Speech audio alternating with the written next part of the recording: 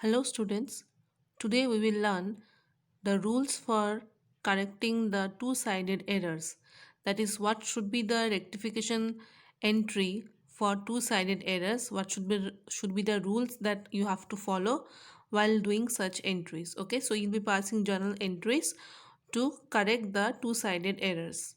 Now the rules are: the account which shows a short of debit should be debited in the rectifying entry. Okay, if example is given like a particular account is credited instead of debit, that means it is showing a short of debit. So for the rectifying entry you have to debit that particular account. Okay, then similarly, the account which will be showing an excess of debit must be credited in the rectifying entry.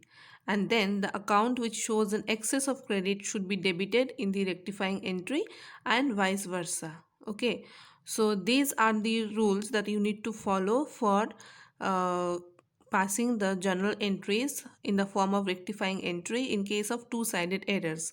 Two-sided errors are those errors which affect two different ledger accounts. Okay, so now I will explain you this through some examples. So we'll move on to the examples now. Okay, so the first example we have: machinery purchased for rupees 10,000 has been wrongly debited to purchase account. Okay, so what we have done, by mistakenly we have debited the purchase account, okay, instead of machinery account. So the correct entry for this should have been machinery account debit to cash, isn't it? Now the wrong entry which has been passed by mistake is uh, purchase account debit to cash. So here the two accounts are being affected, that is machinery account and purchase account. So it is a two-sided errors. Okay, so the rectifying entry, that is the correct entry which you have to do, is machinery account debit to purchase account. Okay, but as because the rule is, if a certain amount of if a certain account is being debited, excess of debit, that has to be credited. So here by mistake we have done debit to purchase account, so here in the rectifying entry we are making it credit. Okay, so you have to follow the rule, whatever is the rule that only will be followed. Now next in example is: furniture sold for cash has been credited to sales account for rupees 5,000. So by mistake sales account has been credited, okay, instead of furniture account.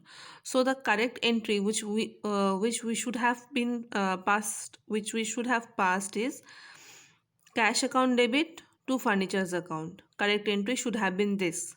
But the wrong entry that has been passed is cash account debit to sales. So here also two accounts are affected, that is sales account and furniture ledger account. So as the rule says that whichever account has been credited in excess, that will be debit. So in the rectifying entry we are making sales account as debit, and the correct entry which has been, or the rectifying entry which should be passed, is the sales account debit to furniture account. Okay, now see the last example, example 3. Goods purchased for rupees 2000 from Manoj has been recorded as rupees 200. So instead of writing 2000, we have just written 200 by mistake. So there is a difference of rupees 1800, that is rupees 2000 minus 200. So both purchase account as well as Manoj account is being deficit by 1800 rupees.